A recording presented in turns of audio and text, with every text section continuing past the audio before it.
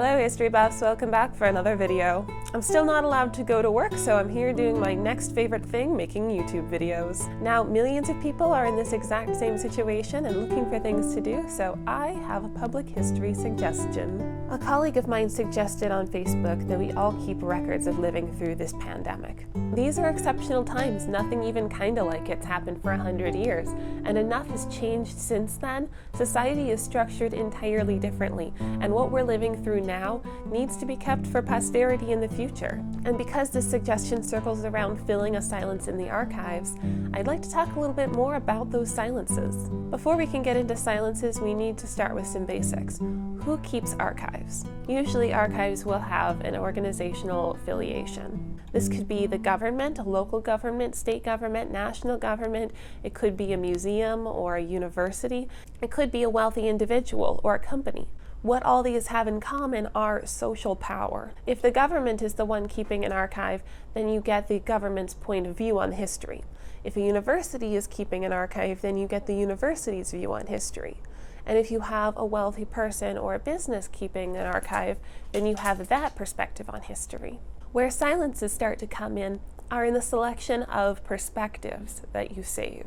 Now, sometimes there are technical problems, like people not being able to read and write and produce documentary evidence of their struggles, their points of view, and their existences. This is particularly true of extremely disadvantaged groups like American slaves. When I was doing research on women's history at Stagville Plantation back in North Carolina, I had a lot of difficulty finding any information about women's history there because women's records weren't kept very well, but I was able to find some letters from women to women, etc. It was even more difficult to find any traces of enslaved women's experiences. Sometimes I couldn't find anything, and I had to look very broadly at experiences across the South based on big data and cliometrics. Cliometrics is basically history math, and I can do a whole video on that another time.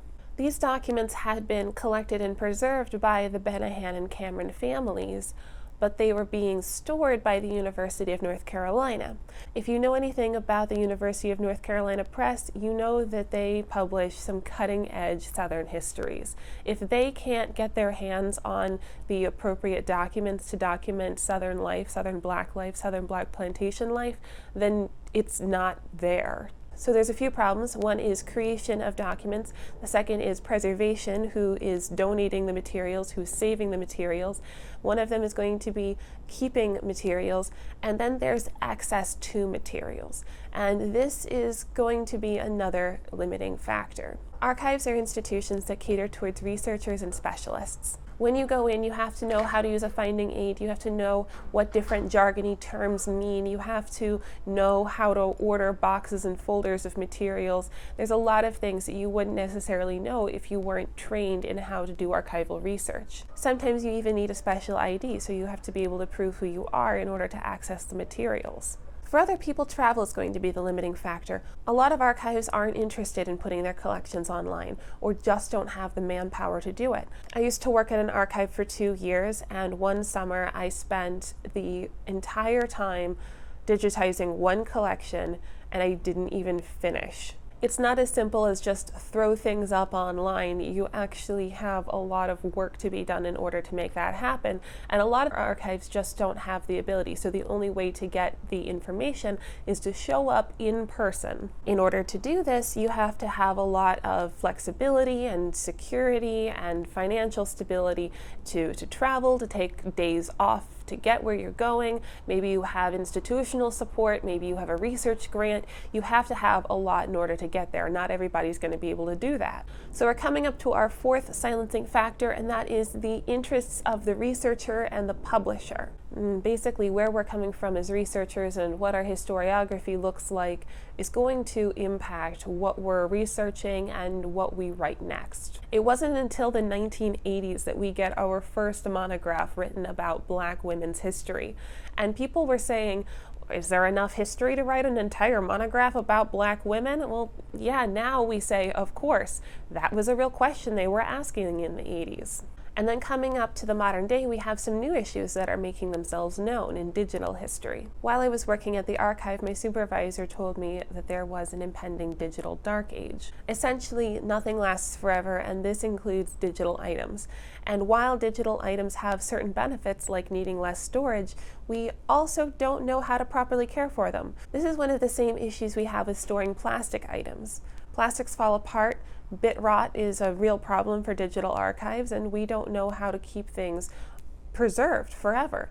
And so we're worried that in the future, everything that was preserved digitally is going to be gone, and we won't know what happened during these years. This isn't an issue that's unique to digital items. For example, we've lost census records and other records to fires, but this is an issue that needs to be addressed if we want to know what happened in the dawn of the digital age. All of these historical and archival silences can get to be a bit of a bummer, but there are ways to fix the record. Sometimes, if it hasn't been a tremendously long time, you can just ask people who were there what happened. That's oral history, and that way you get a preserved record for the future. One of the more famous examples of this, during the Great Depression, he went around the South and interviewed former slaves what their lives had been like before the Civil War. There were some problems with this exercise, including the fact that the people that he was interviewing were elderly, and it had been 7 decades since they had spent their young childhood in slavery. But even having this record is a whole lot better than having no record at all. And so if you need something to do while you're in quarantine, I recommend keeping a journal about what's unfolding around you, how life is changing, what are you thinking, what is life during this pandemic like? Historians in the future will want to know. There's your assignment, go make history.